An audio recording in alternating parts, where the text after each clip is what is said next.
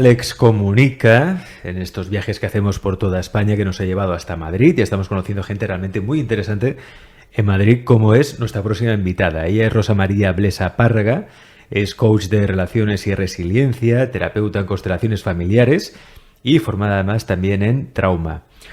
De hecho, el título del vídeo de hoy es el siguiente: Resiliencia, fortalece tus vínculos y empodérate. Rosa María, bienvenida. Gracias, Alex. ¿Cómo estás? Resiliencia, para resumir, sería la capacidad de levantarse después de una caída, la capacidad de resarcirse, de reponerse. Sí, inclusive no solamente reponerse, sino salir crecido de la experiencia, ¿no? Transformado, o sea, poder estar en capacidad de ser alguien todavía mejor después de ese proceso que ha sido doloroso o que ha implicado un reto, ¿no? Claro, resiliencia es como un músculo, hay que trabajarlo, hay que ponerlo en práctica. ¿Tú cómo has empezado a ponerlo en práctica? ¿Cuándo fue la primera vez o aquello que la resiliencia es clave? ¿Cómo la has desarrollado tú? Bueno, creo que desde la infancia siempre cuando vivimos experiencias que no son las esperadas, pues normalmente felices, separaciones tempranas que tenemos que tener de nuestros padres, dificultades económicas, a lo mejor alguna experiencia de abusos, etcétera, pues los niños ya tienen que ser resilientes. Y el planteamiento importante de todo esto es que la resiliencia se fortalece en la medida que nuestros vínculos desde la infancia son sólidos, son saludables. Si hemos tenido esa capacidad, o sea, esa posibilidad de conectarnos con nuestros padres o cuidadores de una manera estrecha, sana, amorosa, tendremos en nuestro sistema nervioso mucha más capacidad para sobrellevar las situaciones adversas, ¿no? Y ese es el planteamiento en general. Si hemos logrado tener vínculos muy tempranos, inclusive desde el vientre materno, que han sido amorosos y que nos han acogido, esa memoria se queda guardada en nuestro sistema nervioso, en nuestro cerebro, y vamos a estar en mucha más capacidad de superar situaciones. O sea, tan importante es la gestación cuando estamos en el vientre de mamá. Sumamente importante.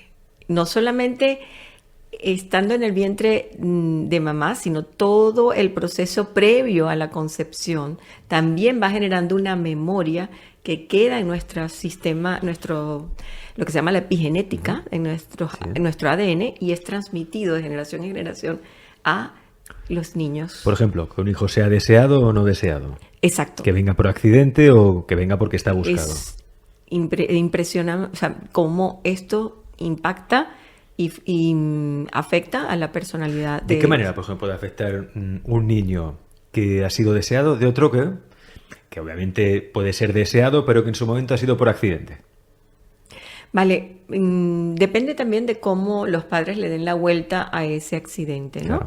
Si la llegada es sorpresiva, pero hay una aceptación posterior, pues se puede reparar el vínculo más fácilmente, ¿no?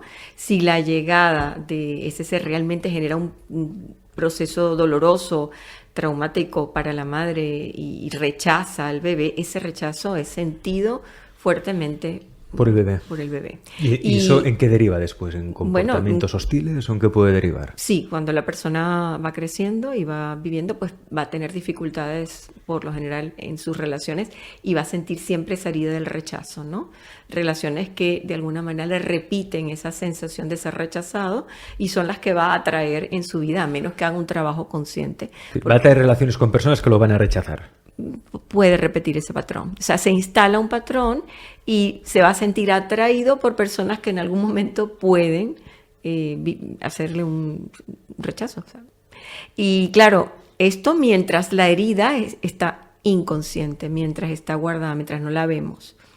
A menos que en el entorno familiar haya habido otra figura de apego que haya sustituido, haya llenado de amor a ese niño y de alguna manera haya reparado un poco este tema, ¿no? Uh-huh. Sin embargo, esa herida de rechazo con esa primera figura que es clave, que es la madre, e inclusive el padre, aunque no haya estado gestándolo, también es algo que se siente, porque la madre lo resiente y se lo transmite al niño. Entonces, es bien importante estar pendiente de cuando vamos a decidir tener o no un niño, en qué estado estamos, y realmente hay vocación de tener niños o no tener niños. Yo creo que hay que plantearse muy bien que esto es vocacional. El que quiere tener hijos debería plantearse si es su vocación o no. Uh-huh. No todos estamos preparados para tener hijos o no tiene por qué ser nuestra vocación. O sea, no todos tenemos por qué ser padres. No, exactamente. Yo creo que... O sea, esta idea que nos han metido es que hay que ser padre, formar una familia, no tiene por qué. No, para nada, para nada. Yo creo que quizá esa idea nos ha hecho muchísimo daño porque hay personas que tienen otro proyecto de vida. Su vocación va hacia otro lado, quieren desarrollarse en otros espacios. O sea, la paternidad y la maternidad es una opción dentro de muchas opciones de la vida. Y es preferible tomarla cuando realmente estamos convencidos de que queremos criar, que queremos educar, que vamos a acompañar a un ser desde que es pequeñito hasta que va a estar en la edad de ser autónomo. Uh-huh. Porque esa estar presente para el otro en el proceso educativo y estarlo además desde un espacio de aceptación, de que quiero esta labor, el hijo lo siente. Independientemente de que tengamos días buenos o malos, de que estemos cansados, agotados, de que lleguemos del trabajo realmente exhaustos y sea para nosotros difícil estar contentos todo el tiempo, eso no es la idea. La idea es que haya una aceptación profunda de que sí, quiero ser padre, este niño y esta niña vienen a mi vida porque yo siento que quiero participar, darles la vida y estar con ellos, ¿no? Eso sería lo ideal. No siempre pasa, en el camino las personas pueden trabajarlo y también pueden sanarlo, o sea, nada está escrito en piedra, ¿no? Siempre tenemos la opción de sanar y transformarlo por la vía consciente, pero hay que hacer un trabajo. ¿Okay? Entonces, sanar los vínculos es mi propuesta, o sea, cómo identificar dónde tenemos vínculos que pueden estar afectados y que si no los sanamos conscientemente pueden ser patrones repetitivos en nuestras relaciones. Y no solamente en nuestras relaciones, también en otros campos, como por ejemplo el económico. Muchas veces si no tenemos sanado la relación con mamá, y lo vemos por constelaciones familiares, la abundancia no termina de llegar. Si no tenemos sanado la relación con papá, pues el éxito, la autonomía, el atreverse a salir al mundo, a veces no termina de pasar. Entonces, el volver al origen, a esas relaciones iniciales, que son las que nos dieron la impronta, ¿no? Es clave e importante. Después, durante la vida, pues hay otras relaciones importantes. Hay abuelos, abuelas, hay tíos, hay primos, hay amigos, hay hermanos. Maestros, educadores son vitales también en nuestra vida. O sea, todo el que participe en la edad en la que nos estamos formando está generando una impronta en nuestra vida y de todos podemos aprender, ¿no? Es interesante esto que dice Rosa María, porque es cierto ello. Claro, por el programa nosotros llevamos pues haciendo desde el año 2000, llevamos haciendo programas de radio, televisión sobre estos temas, hemos entrevistado a muchos terapeutas, también muchos clientes o testimonios, ¿no?, de estos terapeutas. Y es cierto que hay un patrón en que aquellas personas que tienen problemas con la abundancia, les cuesta llegar a final de mes o de repente quizá tienen facilidad para generar ingresos pero les llega siempre un imprevisto, un gasto, es decir, que tienen problemas con el dinero, tienen problemas con la madre. O la relación con la madre no es del todo fluida, o hay un problema ahí o no está sanado, ¿no? Y esto se repite, es así. Uh-huh. Los que tienen problemas, por ejemplo, con el padre, a veces niños que han tenido el padre ausente. Uh-huh. Un niño con el padre ausente o es un niño muy fuerte realmente, muy fuerte en el sentido que él mismo se crea una figura paterna, o sea, él mismo es su padre o la busca, uh-huh, o él mismo se la crea, pero eso es muy excepcional, es muy difícil encontrar eso. Suelen ser niños más introvertidos o retraídos, que les cuesta salir al exterior, tienen problemas con el éxito, también con el reconocimiento, el trabajo, ¿no? El atreverse, tienen miedo a atreverse, ¿no? Les falta un poco como iniciativa, determinación, bueno, lo que es propio de la energía masculina. En estos casos, ¿cómo se sanan esos vínculos? ¿Cómo lo haces tú, Rosa María? Porque es importantísimo sanar estos vínculos. Sí, es muy importante. Bueno, ha sido todo un proceso aprender a hacerlo, ¿no? Y he vivido desde mi propia historia el aprendizaje de cómo trabajarlo. Entonces me he dado cuenta que los vínculos tienen diferentes dimensiones que sanar, ¿no? Hay que sanar, sobre todo en la etapa preverbal, cuando los niños todavía no tienen lenguaje, los vínculos quedan guardados en nuestra memoria en forma de sensaciones y emociones. Entonces hay que trabajar con el cuerpo y sus sensaciones cuando tenemos ese malestar y vemos a una persona y nos genera un malestar, algo pasa en esa relación que está removiendo memorias que a lo mejor son que están guardadas en nuestro inconsciente en la etapa preverbal, cuando éramos apenas bebés. Y esta persona gatilla o recuerda alguna experiencia que se vivió en esa época. Entonces, trabajar desde lo que siente el cuerpo es una aproximación conectado con las emociones. Después trabajamos creencias también que emergen en nuestro lenguaje, en nuestro pensamiento. Inclusive llegamos a conectarnos también con sensación, o sea, con lo que es la mirada espiritual o la conexión con nuestro ser interior que tiene su propia sabiduría, y vamos más allá de la persona. ¿Qué está pasando o qué pasó en nuestro sistema familiar? ¿Cuál es la herencia transgeneracional que viene viajando y que se está repitiendo por algo que no fue resuelto en alguna situación? Entonces, por constelaciones familiares, que también trabajo con ello, podemos mirar qué ha pasado en el sistema familiar y cómo algo no resuelto en una generación anterior se está repitiendo en esta. O sea, nosotros normalmente venimos a sanar historias que son no solamente personales, sino también colectivas.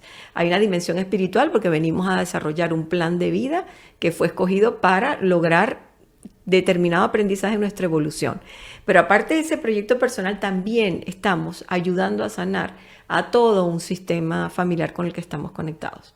O sea, estamos íntimamente conectados o vinculados con estas personas. Entonces, si alguna persona en la generación anterior, por ejemplo, fue alguien que no pudo tener una buena relación con sus hijos porque, por ejemplo, la madre murió tempranamente y tuvo que abandonar a sus hijos, esa herida del abandono temprano producto de una muerte temprana, fallecida, de una madre que tuvo que fallecer al nacimiento, por ejemplo, queda en la impronta de esa generación, y esa memoria se va pasando a través del ADN, pero está demostrado ya físicamente, cuánticamente, y en la siguiente generación hay heridas de abandono también. ¿Okay?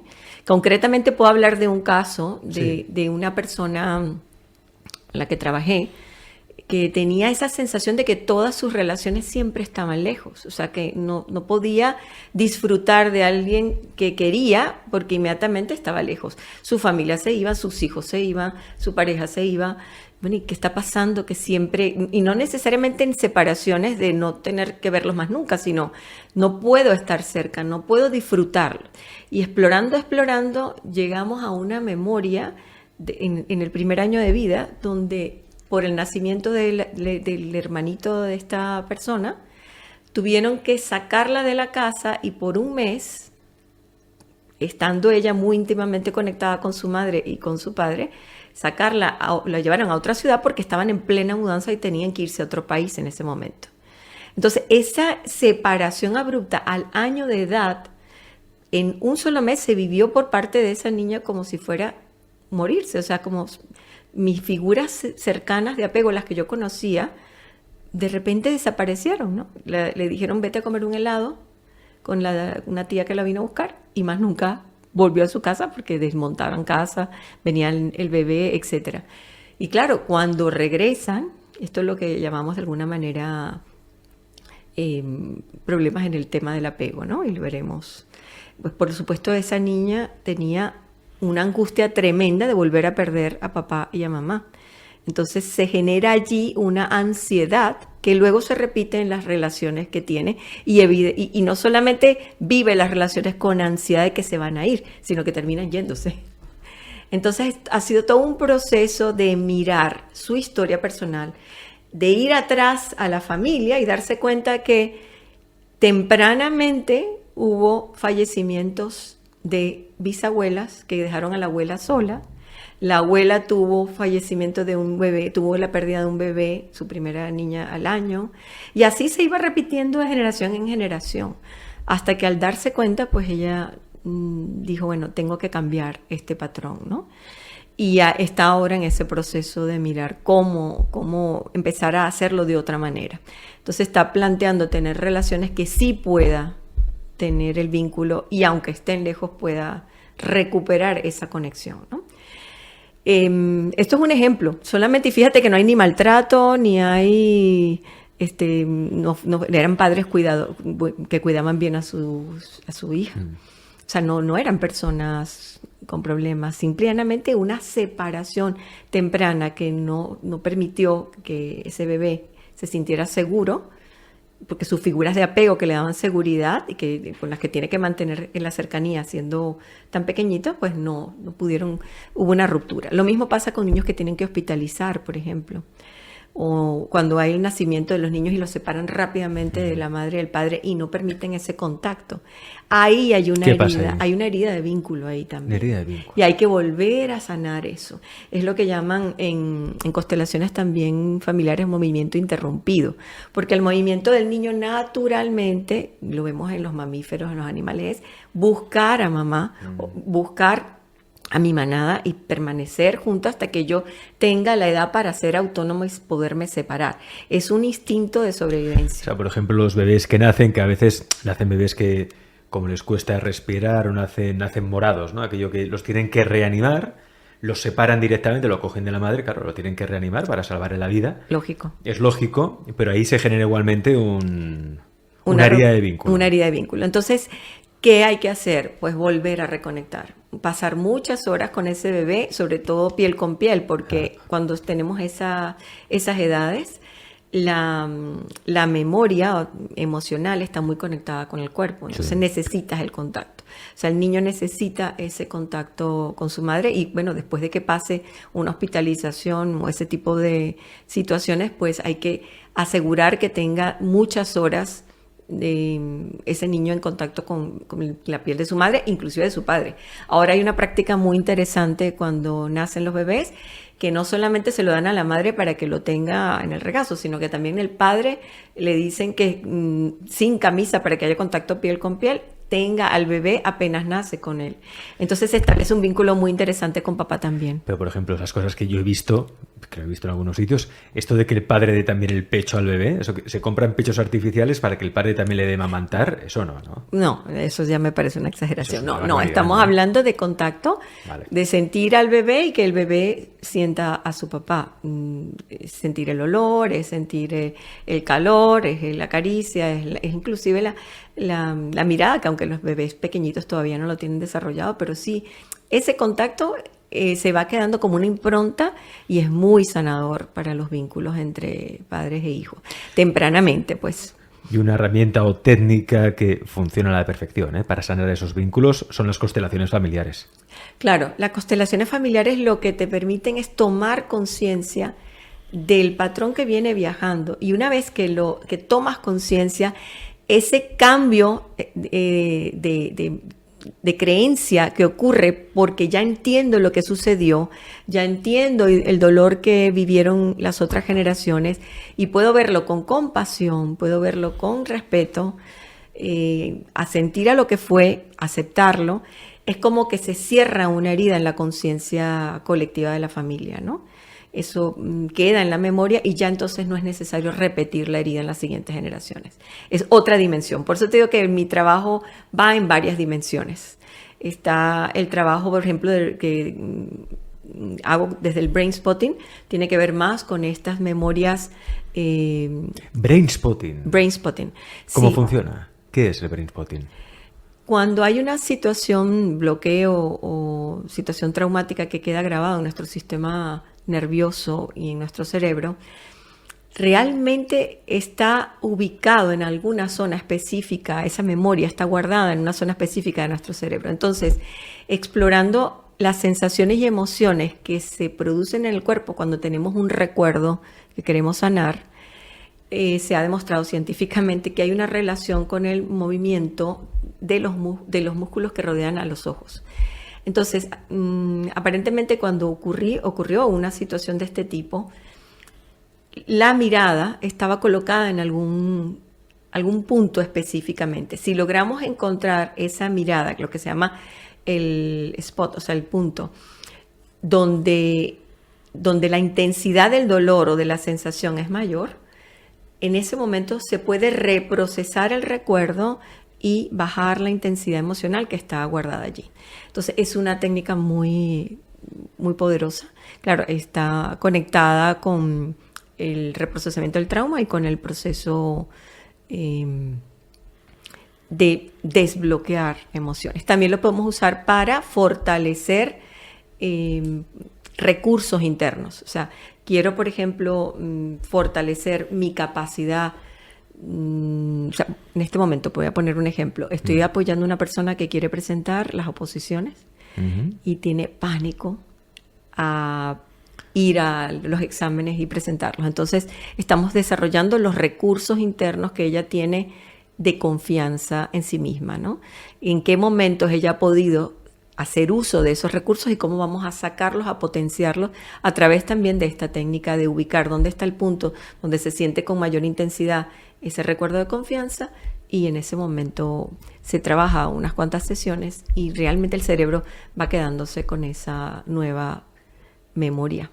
¿Okay? Bueno. Entonces podemos desbloquear una memoria anterior y podemos... Y ya no tiene pánico.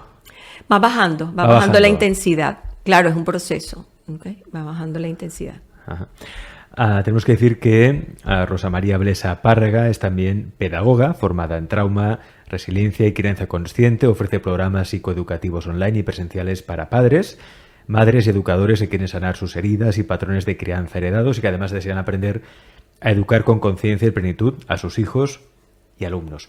De hecho, tienes un taller que es cómo hablar a los hijos, ¿no? Correcto. ¿Qué nos enseñan exactamente en ese taller? Bueno, claro, cómo hablar a los hijos, ¿no? Pero, ¿qué es lo que nos enseñas? Sí, a ver, realmente este taller yo he sido certificada por el modelo que presenta Adele Faber y Elaine Maslich, que son realmente las creadoras de este taller. Me quise certificar con ellas porque me gustó la practicidad de ese modelo y por eso voy a iniciar el trabajo de la crianza consciente a través de la formación que estoy preparando con este taller, porque me parece que es muy práctico, muy fácil de aplicar y fundamentalmente trabaja los elementos más importantes que vemos que se repiten en el tema de la crianza.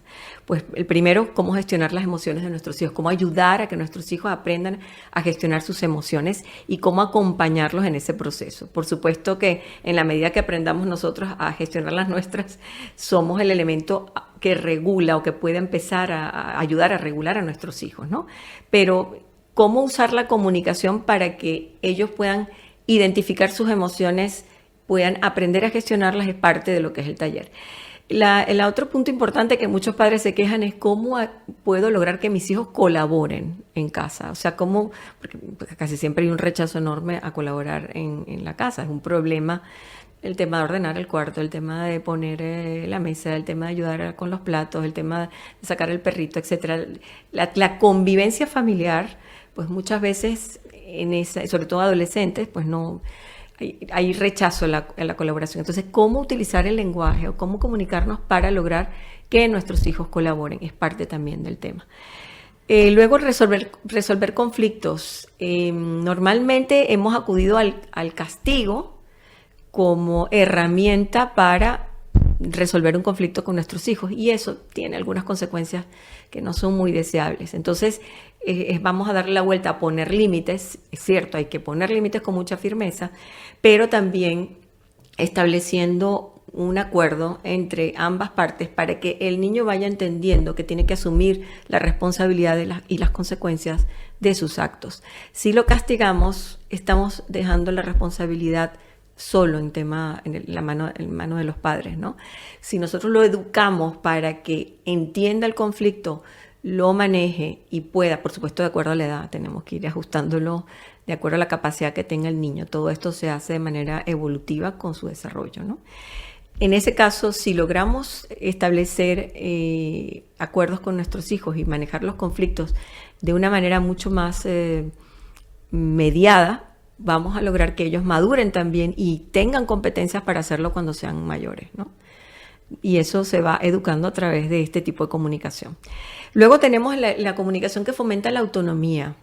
Hemos visto también que hay tendencia a sobreproteger mucho a los hijos, sobre todo en estos momentos donde hay tantos peligros y tantos retos en el entorno. Pero bueno, ¿cómo hacemos para darle a nuestros hijos herramientas para que puedan ser autónomos desarrollar lo que son sus responsabilidades, o sea, cumplir sus responsabilidades sin tener siempre que depender de un adulto o de una persona mientras va desarrollándose. Por supuesto, la autonomía la va a ir logrando paulatinamente, pero ese lenguaje que fomenta la autoestima también va a ser parte del taller.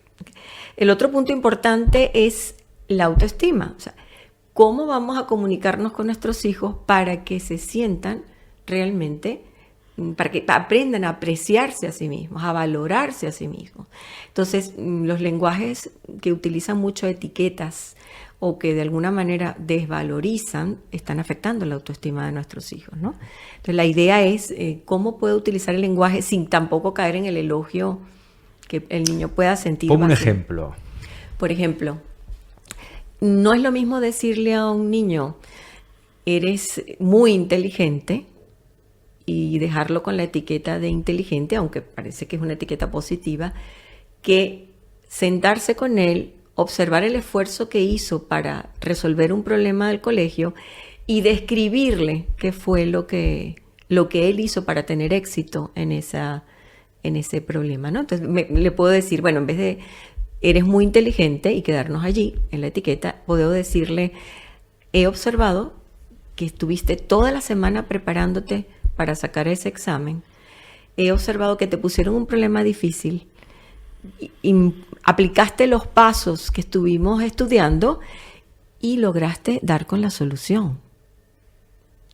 Eso significa no solamente que te esforzaste, sino que también has aprendido lo que se supone que tendrías que aprender, ¿no?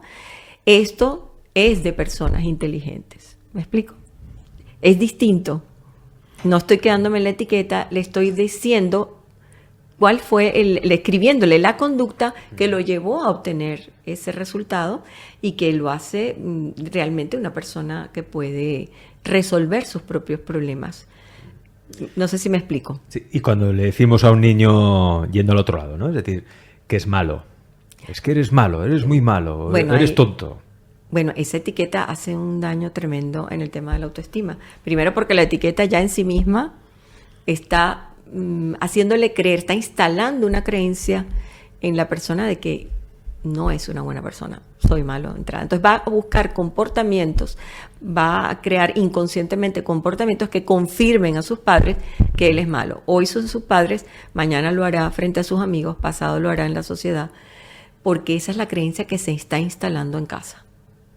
Entonces hay que tener mucho cuidado con cómo usamos el lenguaje en este proceso de comunicación cuando educamos a nuestros hijos, ¿no? Por ejemplo, tiene un alto impacto. ¿Cómo hablar a un niño que le dices 200 veces que haga algo y no lo hace? Claro. Hay que mirar allí qué es lo que estamos... Bueno, primero, ¿en qué momento lo estamos haciendo? ¿Okay? Si él está en un momento que está distraído con otra cosa, pues ya sabemos que su foco de motivación está puesto en otro lugar. Después, en vez del discurso largo, necesitamos aprender a usar las palabras que son clave y recordarlas. Y recordar también cuál es la expectativa que tenemos en ese momento, o sea, qué es lo que esperamos, pero no desde lo que el niño tiene que hacer, sino desde lo que nosotros pensamos que puede ser un resultado positivo para él. ¿Me explico? Por ejemplo, necesitamos sacar al perro porque si no el perro sufre y tiene problemas porque no hace sus necesidades en el momento que tiene que hacerlo. Y tenemos el animal entre todos tenemos que sacarlo. O sea, hay un acuerdo previo, ese acuerdo hay que hablarlo. Una vez que el acuerdo está dado, el resto tienen que ser recordatorios. ¿Okay? Por ejemplo, el perro, ya es hora, en vez de el discurso que, por ejemplo, dice, te he dicho 100,000 veces que tienes que sacar el perro, se te olvida todo, no eres colaborador, etc. Ahí estamos perdiendo una cantidad de lenguaje y estamos alejando a este niño del objetivo. No hay que hablarle tanto. Hay que hablar menos. Hay que hablar menos. Tiene que ser previo, establecer un acuerdo previo de qué es lo que queremos lograr y por qué lo estamos haciendo. Tenemos que poner la norma acordada y por qué, hay una razón de por qué lo estamos haciendo. Sí, y al niño hay que explicar la razón de las cosas también. Sí, en la medida de lo posible y de su edad, sí. Inclusive con niños pequeños que no tienen lenguaje, empezar a explicarle, mamá se va a ir al trabajo, va a volver más tarde. Aunque creamos que no entiende, el niño está empezando a absorber ese lenguaje y entiende la intención de que mamá está despidiéndose de mí, tomándome en cuenta y explicándome lo que va a pasar. Eso es saludable. A veces pensamos que el niño, como no entiende, agarro la puerta, me voy y no. Tiene que haber una explicación, a menos que esté bloqueado por las emociones. Si está bloqueado por las emociones, entonces hay que acompasarlo en la emoción, acompañarlo hasta que esa emoción baje. Muchas veces ese es el tema que bloquea la comunicación. Entonces, cuando la emoción está en su máximo nivel, hay que atender la emoción hasta que pueda regularse. Y allí el padre, manteniéndose regulado, conteniendo al niño, es clave. Este taller, ¿cómo hablar a tus hijos? ¿Cuándo? ¿Cómo? ¿Dónde se va a hacer? Ok, lo vamos a hacer aquí en Madrid presencialmente, luego va a haber versiones online también, el 27, 28 y 29 de enero. Okay. Luego, bueno, tendremos los detalles para las personas que estén interesadas en cuanto al horario, la asistencia, etcétera. Y luego va a haber otra modalidad online para personas que no están en Madrid, que quieren quieren hacerlo y que están interesados en poderlo hacer inclusive en otros formatos donde el tiempo esté un poco más espaciado, ¿no? Ahí lo puedes ver en pantalla, Rosa María Blesa. Comunícate y pon límites con amor y consciencia. Fortalece el vínculo con tus hijos. 27, 28 y 29 de enero del año que viene, a 2023. Taller para padres y madres. Cómo hablar a tus hijos. Método Faber en Madlis. Y luego además también, pues tenéis también aquí tenéis el otro cartel donde se pone toda la información. Online, dices también que será online. Sí, lo vamos a hacer online después a partir de febrero. A partir de febrero. Sí. Este es presencial. Este es presencial. Vale. Y en los próximos también va a haber formatos, porque hay padres que prefieren estar presencial y hacerlo de manera más comprimida. Hay padres que prefieren estar online o que no están en la ciudad y le damos también esa opción. ¿Vale? Rosa María, nosotros siempre en el programa proponemos a los expertos que vienen que hagan algún ejercicio práctico para no solo explicar o dar teoría, sino que hagan alguna práctica, ¿no? Y tú nos has propuesto hacer un ejercicio de respiración para la autorregulación emocional. Sí, es algo realmente sencillo, pero puede ser muy útil, especialmente para los padres cuando estamos en los momentos críticos que podemos explotar en casa, producto de las situaciones normales que se dan a veces en la familia, las peleas entre los hermanos, etcétera, y necesitamos como volver a nuestro centro antes de reaccionar, ¿no?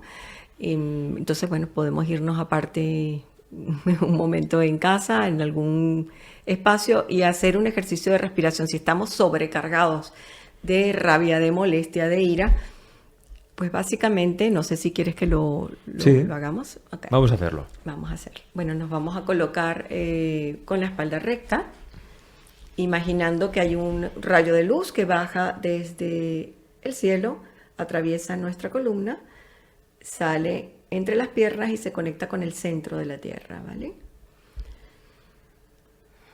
Vale, entonces tomamos 3 respiraciones profundas.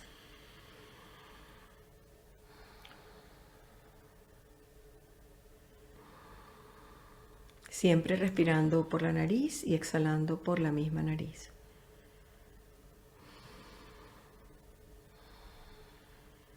Y después de hacer la tercera, vamos entonces a tomar un patrón de respiración que nos va a permitir soltar esa energía o esa emoción que nos tiene sobrecargados o sobreactivados. Por ejemplo, la rabia, por ejemplo, el estrés, por ejemplo, las ganas de explotar. Entonces vamos a tomar aire en 3 tiempos y vamos a exhalar por la nariz en 6 tiempos. El doble, exhalamos el doble de tiempo que la inhalación. Entonces tomamos aire en 3 tiempos. 1, 2, 3. Nos tomamos un momentito para después exhalar en 6 tiempos. 1, 2, 3, 4, 5, 6. Repetimos el mismo ejercicio. Inspiramos 1, 2, 3. expiramos en 6 tiempos. 1, 2, 3, 4, 5, 6. Volvemos a repetirlo. Y de nuevo expiramos en 6 tiempos.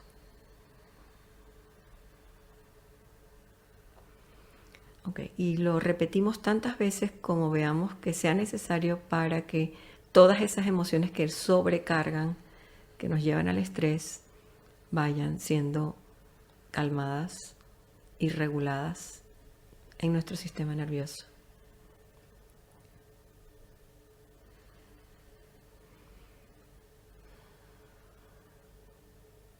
Y una vez que estamos regulados, ya podemos respirar al ritmo normal, ¿vale?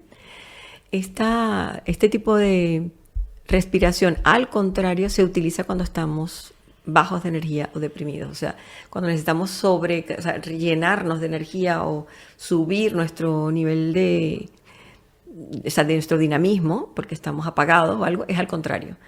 Inspiramos 6 tiempos y expiramos 3. ¿Okay? El tema es que cuando estamos sobrecargados de energía tenemos que soltar más aire del que tomamos. Y cuando estamos bajos de energía tenemos que tomar más aire del que soltamos. Es un ejercicio sencillo, pero bastante... Rosa María, gracias por estar hoy en Alex Comunica, por compartir con nosotros toda tu experiencia. Recordad que si queréis más información sobre los talleres o lo que Rosa María puede hacer por vosotros, ahí tenéis toda la información en rosamariablesa.com. También la podéis seguir en Instagram por coach_Rosa María Blesa. Rosa María, gracias. Gracias a ti, Alex, por esta invitación. Hasta luego para todos.